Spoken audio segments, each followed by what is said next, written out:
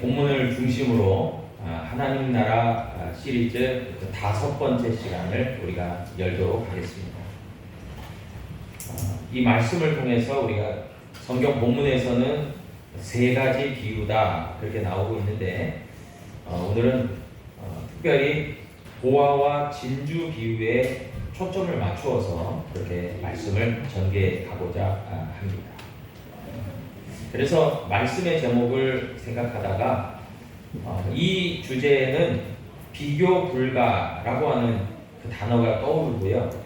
그래서 오늘 하나님 나라에 대한 말씀의 주제를 비교 불가한 영역인 천국, 비교 불가한 천국이라는 제목으로 하나님의 은혜의 말씀을 함께 나누고자 합니다. 그림 한번 띄워주실래요? 네. 여러분 이곳이 어디인지 아십니까? 혹시 가보셨나요? 네, 어디죠?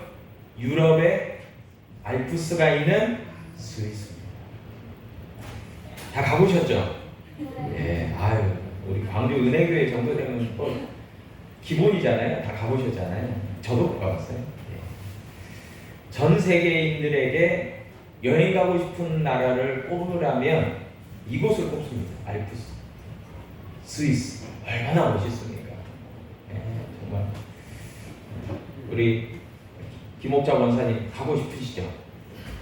아니죠. 예외도 있습니다. 왜냐하면은 다 가고 싶어 하진 않아요. 예외도 있습니다. 네.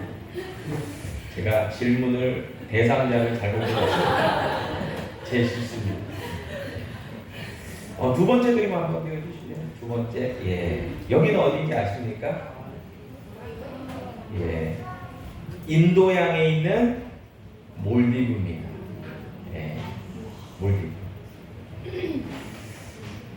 신혼 여행을 가시고자 하시는 그 신혼 부부에게 1순위가 몰디브입니다. 대략적인 단가가 1,000만 원을 사는 여행 경비. 그러니까 굉장히 비싼 곳이죠. 그럼 3번째 그림 한번 띄워주십시오. 우리가 앉아있는 지금 좌석과는 비교가 안 되는 좌석인 것 같습니다. 어딜 것 같습니까? 비행기 안에 있는 퍼스트 클래스 1등석입니다. 이코노미와 비즈니스하고는 비교가 안 되죠. 혹시 이 1등석을 타보신 분? 저기 손 드셨는데 예은이가 손 들었던 것 같은데. 예은아 너 타봤니? 안 타봤어요. 아유, 근데 왜 손 드니? 아무도 안 계시군요. 그럼 혹시 그 아래 등급인 비즈니스를 타본 분? 이 양반 없으신가요? 또? 김재우 역시 잘생기고 이쁜 분은 타셨어요. 저도 타봤습니다. 짧은 구간 인천에서 일본 도쿄까지 제가 돈이 많아서 탄 게 아니라요. 남는다고 타라고 그랬어요. 그래서 저도 비즈니스를 짧은 시간 경험해 봤는데 굉장히 좋더라고요.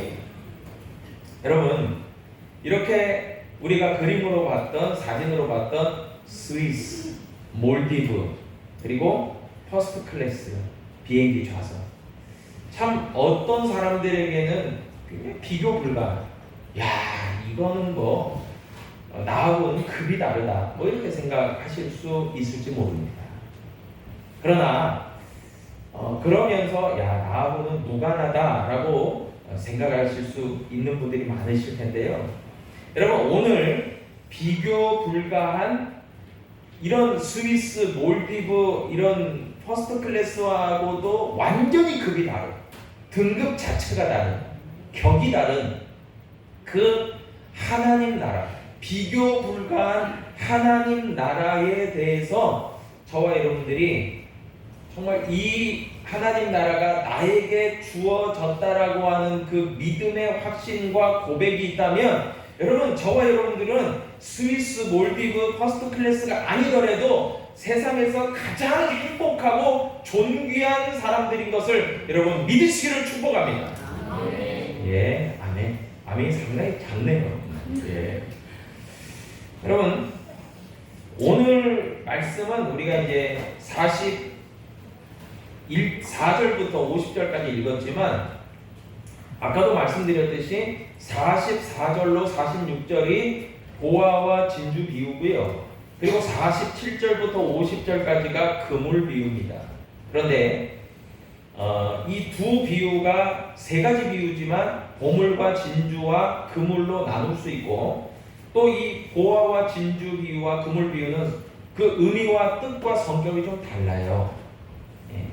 그래서 보화와 진주 비유는 비교 불가의 천국을 이야기하고 있다면, 그물 비유는 우리가 지난 시간에 말씀을 나누었던 알곡과 가라지, 즉 때가 되면, 마지막 때가 되면 그 밭의 주인이 알곡은 창고에, 가라지는 불에 태우는 것처럼 그물 비유도 좋은 것은 담아가지고 가지만 안 좋은 것은 내어 버리는 그 비유가 그물 비유이기 때문에, 사실 그물 비유는 우리가 알곡과 가라지 비유를 통해서 이미 확인한 내용이기 때문에 굳이 다루지 않겠습니다.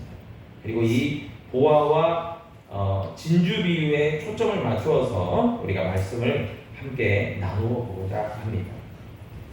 먼저 44절의 말씀을 보니까 다음과 같이 이야기합니다.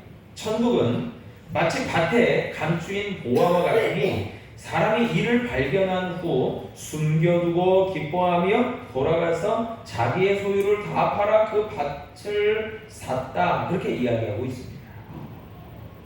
어떤 한 사람이 있는데요, 그 사람이 한 밭을 지나다가 뭐 우연인지 아니면 어떤 이유인지는 구체적으로 나오지 않지만, 아무튼지 결과적으로 그 땅에 묻혀진 보화를 발견하게 되었습니다. 그런데 성경을 보셔도 알겠지만 추측할 수 있는 것이 그 밭은 그 사람의, 그 발견한 사람의 것이 아니에요. 그래서 돌아가서 그 보화를 이제 발견을 했지만 다시 숨겨두고, 누구도 찾지 못하게 숨겨두고 다시 자신의 집으로 돌아가서 자기의 소유의 모든 것을 다 정리하고 팔아서 그 돈을 가지고 와서 그 밭 주인에게 지불하고 그 밭을 샀다라고 성경은 말씀해 주고 있는 거예요.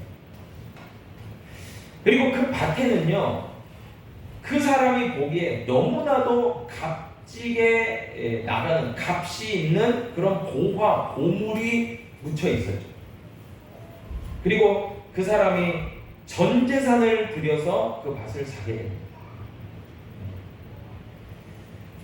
분명한 것은 그 밭에 묻혀져 있는 보화의 값어치를 그 사람은 알았기 때문에 모든 것을 팔아서라도 그 밭을 사게 된 거죠. 그리고 우리가 추측할 수 있는 다른 한 가지가 있습니다. 무슨 뭐냐면, 그 밭의 원래 주인은 그 보화가 묻혀 있는지에 대한 사실을 전혀 알지 못했기 때문에 그 밭을 팔았겠죠. 보화의 존재를 알았다면 아무리 큰 돈을 가져와서 내가 이 밭을 사겠습니다 해도 절대로 팔지 않았을 거예요. 그러나 보화가 묻혀 있는지를 모르기 때문에 밭을 팔았겠죠. 그리고 또 하나 추측할 수 있는 것이 있습니다. 그것은 뭐냐면, 그 보화의 크기가 작지는 않았으리라 짐작됩니다. 왜냐하면 뭐 숨겨두었다 하니까 어느 정도의 뭐 크기일 수 있겠지만, 그러나 적어도 작은 것은 아니었을 것 같아요. 왜냐하면 뭐 마치 다이아몬드 반지처럼 그렇게 작은 크기는 아니었을 거라 생각해요. 무게도 마찬가지고요. 왜냐하면 무게가 가볍거나 그리고 부피나 크기가 작았다면 그냥 가지고 자기 주머니에 집어넣어서 집으로 돌아가면 되잖아요. 그런데 굳이 그것을 다시 숨겨두고 자신의 집으로 돌아가서 모든 것을 정리해서 그 밭의 주인에게 지불하고 샀다라는 것을 볼 때는 이 보화의 성격이 값이 나가는 것뿐만이 아니라 부피와 크기도 어느 정도 있고, 그리고 무게도 나간다라고 우리가 추측할 수 있는 거예요. 뭐 예를 들면 이런 거예요. 제가 살았던 고향인 전주에서 이렇게 김제 쪽으로 가다 보면 그 김제에 만경평야가 있습니다. 그래서 그 김제는 굉장히 이 옥토가 많이 있는데 지금도 그 전라북도 김제에는 지평선 축제를 합니다. 예. 우리가 잘 알다시피 수평선이라는 것은 이렇게 멀리 바다에서 보일 때에 끝에 이제 뭐 보이는 게 수평선 아닙니까? 네, 그렇게 쫙 펼쳐져 있는 바다가. 그런데 지평선은 산이 없어요. 그래서 막 농토로 토지로 지평, 그러니까 그 땅끝이 보일 정도로 그렇게 넓은 옥토입니다. 그게 이제 지평선이겠죠. 그런 땅이 있어요. 그런데 그 김제가 그렇게 아주 드넓은 옥토로 이루어져 있는데 제가 이제 왔다 갔다 하면서 제가 많이 경험하게 됐습니다. 그런데 어느 날 이렇게 차를 타고 가다 보니까 사람들이 이렇게 포크레인 같은 걸로 이렇게 땅을 파놨어요. 그래서 제가 저기는 왜 저렇게 무엇 때문에 저렇게 포크레인을 이용해서 땅을 팠나? 라고 물어봤더니 그 땅 밑에가 사금이 있는 거예요. 즉 작은 알갱이에, 모래 알갱이에 금가루가 묻혀져 있대요. 그래서 그 포크레인으로 파가지고 그것을 이제 걸러서 금을 만들어내려고 그 이제 포크레인으로 판 거예요. 여러분 마찬가지로 이제 추측하던데 아마도 이 밭의 지하에는 금맥이 흐르고 있는 건 아닌가? 뭐 이런 생각도 해보게 되었습니다. 아무튼지 간에 분명한 것은 무엇입니까? 보아의 존재를 발견한 사람이 자신의 모든 소유와 재산을 팔아서 그 밭을 사게 되었고 너무나도 기뻐했다는 거예요. 그 이유는 다름이 아니라 자기의 소유의 총액보다도 밭에 감추어져 있는 보아의 값어치가 월등하게 높았기 때문에 그래서 기뻐했던 거예요. 여기에서 우리가 밭에 감추인 보아의 비유가 우리에게 말하고 있는 것이 있어요. 그것은 뭐냐면 밭에 감추인 보아가 가리키는 것이 천국입니다. 하나님 나라예요. 그렇다고 한다면은 예수님이 지금 천국 비유 중에 보아, 밭에 감추인 보아의 이야기를 하시면서 말씀하고자 하신 그 본뜻이 무엇이었습니까? 사람들이 듣기에 너희가 세상에서 가지고 있고 소유하고 있고 너희의 것으로 있는 모든 것을 다 팔아도 하나님의 나라를 살 수만 있다면 그것이 더 값어치 나가는 거다. 그렇게 얘기한 거예요. 여러분, 그것을 우리가 알고 소유할 수만 있다면 이거보다도 더 큰 기쁨이 없고 더 큰 유익이 없다라는 것이에요. 그러니까 천국이라고 하는 것은 비교 불가의 영역이라는 것을 분명하게 이야기해주고 있습니다. 그런데 이렇게 귀한 천국이라는 이 보화를 우리가 소유했다라고 하는 것은 또 다른 거예요. 여러분 지금 이 사람은 자기의 모든 소유를 팔아서 그것을 자기의 것으로 샀죠. 그러니까 자기 것이 된 거예요. 자기 소유가 된 거예요. 천국이 자기 것이 됐어요. 여러분 이것을 우리는 이렇게 표현할 수 있습니다. 하나님의 나라의 유업을 상속받은 우리들이 이제 믿음의 성도들이죠. 그리고 우리들을 가리켜서 천국의 시민권을 소유하고 있다라고 이야기하고 있습니다. 그리고 또 다른 의미로는 하나님 나라의 자녀, 하나님의 자녀라고 우리를 얘기하고 있는 거예요. 여러분 그렇다고 한다면요, 하나님의 나라를 소유한 우리들인 것을 우리가 깨닫고 확신한다는 것이 결국 뭐예요? 밭에 감추인 보화를 소유하고 그것을 산 우리들인 것을 기억할 수 있습니다. 여러분 그렇기 때문에 이 보화의 비유는 다른 사람의 이야기가 아니에요. 다른 사람이 그렇게 보화를 사서 큰 부자가 됐다, 좋은 행복한 사람이 됐다, 기뻐하는 사람이 됐다라고 얘기하는 게 아니라 예수님은 지금 너희들이야말로 천국의 보화를 소유하고 소유할 수 있는, 기뻐할 수 있는 사람들이다라고 이야기하고 있는 거예요, 지금. 네. 여러분, 또한 밭에 감추인 이 보화의 비유와 같이 46절에도 보니까 같은 맥락의 진주 비유가 나옵니다. 46절을 보니까요, 극히 값진 진주 하나를 발견하매 가서 자기의 소유를 다 팔아 그 진주를 샀다라고 이야기하고 있어요. 진주는 진주인데 극히 값진 진주래요. 여러분, 이것은 비교 불가를 얘기하고 있어요. 다 같은 진주가 아니라 그냥 어느 정도 값이 나가는 진주가 아니라 극히 값진 진주래요. 최고급 진주예요. 이것은 값을 매기기가 어려워요. 그렇기 때문에 한 사람이 자기의 소유를 다 전부 팔아서 그 값진 진주를 사게 되었다라고 이야기하고 있습니다. 여러분, 밭에 감추인 보화의 비유와 이 극히 값진 진주의 보화가 이야기하는 것이 몇 가지가 있습니다. 첫 번째는요, 보화와 진주는 모두 다 일반인들에게, 보통의 사람들에게 감추어져 있다라는 것을 얘기하고 있습니다. 감추어져 있다. 그러니까 아무도 모르고 그 사람만 아는 거죠. 두 번째, 오직 그 보화와 그 진주의 가치를 발견한 사람만 그것을 소유할 수 있다라는 것을 이야기하고 있습니다. 세 번째, 그리고 그 가치를 아는 사람은 어떤 동일한 행동을 했냐면 자신의 소유를 다 팔아서라도 그 값진 것을 샀다라고 이야기하고 있습니다. 여러분, 첫 번째로요, 우리가 보화와 진주 비유에서 첫 번째가 천국은 감추어져 있다라는 것을 우리는 꼭 기억해야 돼요. 감추어져 있다. 이것을 다른 말로 비밀로 되어 있었다라고 이야기할 수 있습니다. 마태복음 13장 11절에 얘기합니다.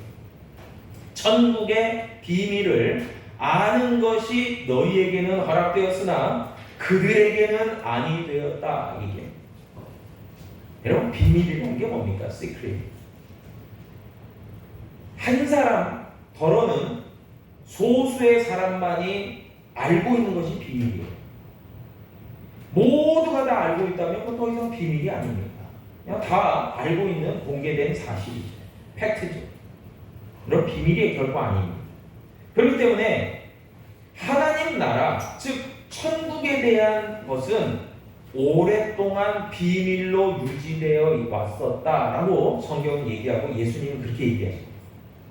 많은 사람들이 하나님 나라 천국에 대해서 잘 모른다고 말해요. 그 값어치에 대해서도 잘 이해하지 못한다. 그래서 소유할 수 없었다라고 이야기하고 있어요. 예수님의 말씀이에요.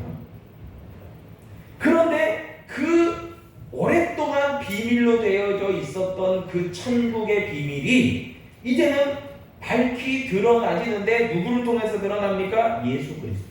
자, 마태복음 13장 35절이 말씀합니다. 내가 입을 열어 비유로 말하고 창세부터 감추인 것들을 드러내리라. 예수님이 드러내시는 분이에요. 그러니까 제가 보니까 같은 밭의 어떤 비유에서도 알 수 있듯이 밭의 주인은 누구냐? 예수님이라고 할 수 있을 것 같아요. 그 값진 것을 갖고 계셨던 분이 예수님이에요. 그런데 그 예수님께서 어느 날 그 값진 것의 존재 가치와 의미를 깨달은 사람이 예수님께 찾아와서 나 그거 살래요 하니까 예수님이 그에게 주신 거예요. 그 천국의 놀라운 보화와 비밀을 넘겨주신 거예요. 알게 하신 거예요. 그의 소유로 주신 거예요. 확정해 주신 거예요. 그렇게 이야기할 수 있습니다. 여러분, 그렇기 때문에 천국의 비밀은 원래는 감추어져 있고 비밀로 되어 있었지만 이제는 드러날 때가 되어서 예수님이 많은 사람들에게 알려주시고 깨닫게 알려주시는데 그 천국의 보화가 더 이상 비밀이 아닌 것이 되어졌다라는 거예요. 그리고 그것을 소유한 사람들은 모두 다 기뻐하고 즐거워하고 자기의 소유와는 비교되지 않는, 비교 불가한 그 천국을 소유하고 기뻐했다라고 얘기해요. 여러분, 그렇게 비밀로 되어 있던 것을 발견하고 소유한 사람들을 성경은 고린도전서 4장에서 다음과 같이 얘기해요. 고린도전서 4장 1절로 2절에 보니까 사람이 마땅히 우리를 그리스도의 일꾼이요 하나님의 비밀을 맡은 자로 여길지어다. 그리고 맡은 자들에게 구할 것은 충성이니라. 아멘. 그러니까 하나님의 천국의 비밀을 맡은 자가 누구예요? 그리스도의 일꾼된 믿음의 성도라는 거예요. 그리고 그들에게 주어진 책무는 하나님께 대한 충성이다라고 얘기합니다. 여러분, 하태강 주인 보아가 이야기하는, 극히 값진 진주가 이야기하는 그 소유권을 넘겨받은 사람들이 누구예요? 하나님의 천국의 비밀을 알고 있는 그리스도의 일꾼된 믿음의 성도들이고, 또한 그것에 대한 놀라운 보화의 의미를, 천국을 깨닫고 있는, 알고 있는 저와 여러분 믿음의 성도인 것을 여러분 기억하시기를 축복합니다. 여러분, 그렇기 때문에 이 천국 비유, 이 보화의 진주의 비유는요, 바로 보물, 진주, 거기에 포커스가 있는 게 아니라 예수 그리스도의 복음, 예수 그리스도로 인한 하나님 나라의 복음에 초점이 맞춰져 있는 거예요. 그리고 구약에서도 보면 믿음장이라고 할 수 있는 히브리서 11장에 믿음의 다수의 인물들이 등장하는데요, 저들 또한 이 감추어졌던 것들, 그러나 언젠가는 드러나지는 놀라운 하나님 나라의 영광을 바라보고 믿음으로 살았던 사람들이에요. 몇 사람들을 보니까요, 먼저 히브리서 11장 믿음장 1절과 2절은 이렇게 시작해요. 믿음은 바라는 것들의 실상이요 보이지 않는 것들의 증거니 선진들이 이로써 증거를 얻었다. 여러분, 믿음의 영역에서는요, 믿음의 눈이 아니면은 보지 못해요. 믿음의 세계는 오직 믿음의 영적인 시각으로 보는 거예요. 그러니까 사람들이 반만을 보니까 그냥 보화가 감추어져 있는지를 모르는 거예요. 그 밭이 그냥 밭이 아닌 것을 알기 위해서는 믿음의 눈으로 보여요. 볼 수 있어요. 발견할 수 있어요. 그래서 이 놀라운 보화를 믿음으로 바라본 사람들이 히브리서 11장에 많이 등장해요. 그래서 그들은 믿음으로 살았어요. 바라보지만 믿음으로 바라보고 살아간 거예요. 그래서 아벨이라고 하는 사람도 밭에 감추인 보화와 같이 하나님에 대한 절대적인 충성과 순종과 신뢰와 확신의 믿음을 가지고 그 형 가인보다 더 나은 제사를 하나님께 드릴 수 있었어요. 그 하나님이 그의 제사를 연락하였어요. 또한 에녹 또한 믿음으로 하나님과 300년 동안 동행하다가 죽음을 보지 않고 하늘로 옮겨졌어요. 그러니까 에녹은요, 다른 사람들이 보지 못하는 것을 봤어요. 그리고 하나님과 동행했어요. 노아 또한 마찬가지죠. 노아 또한 120년 동안 아라랏산 위에 방주를 짓는데 많은 사람들이 비웃고 헐뜯었지만은, 비난했지만은, 그러나 노아는 미리 경고하심을 받고 방주를 준비하는 믿음이 있었어요. 그래서 그 120년이 지나고 나서 구원의 때에 구원을 받은 거예요. 믿음의 조상된 아브라함도 마찬가지였죠. 아브라함도 부르심을 받을 때에 장래의 유업으로 받을 땅에 나아갔지만, 그 가나안 땅으로 나아갔지만 그에게 주어졌던 것은 그의 아내와 함께 매장지만이 주어져 있는, 그 현실로 보면 그래요. 그러나 후대로 보니까 믿음의 후예들을 통해서 하나님은 모세에 대해 출애굽하게 하시고 광야 40년을 지나서 여호수아 때에 가나안을 입성하게 하시고 이스라엘 12지파에게 그 가나안 땅, 약속의 땅을 주셨잖아요. 그것이 완성되어진 거죠. 여러분, 그와 같이 천국은 마치 보화와 같이, 진주와 같이 감추어져 있었던 비밀이었지만, 예수 그리스도라고 하는 분을 통해서 믿음의 영역에서 믿음의 눈을 가지고 믿음으로 살아가는 사람들을 통해서 보여지고 알아지고 그렇게 누리게 되는 놀라운 천국의 역사가 일어나게 되었다는 거예요. 그것을 오늘 본문은 분명하게 이야기해주고 있는 겁니다. 우리 어린아이들이 자주 이렇게 부르는 그런 동요 같은 그런 복음서가 있지 않습니까? 돈으로도 못 가요 하나님 나라, 지혜로도 못 가요 하나님 나라, 오직 믿음으로 가는 나라 하나님 나라. 여러분, 보화와 진주에서 돈으로 샀다라고 하지만 여러분, 이게 비유잖아요. 돈으로 어떻게 천국을 삽니까? 절대로 모든 소유를 다 팔아도 살 수 없어요. 여러분, 그래서 저는 이 보화의 진주의 비유를 통해서 저는 그 밭의 주인의 마음을 생각해 보게 됐어요. 밭의 주인은요, 그 밭을 그 원하는 사람에게 넘겨줄 때, 그 보화의 가치를 아는 사람에게 넘겨줄 때요, 절대로 팔 수 없는 물건을 넘겨줘요.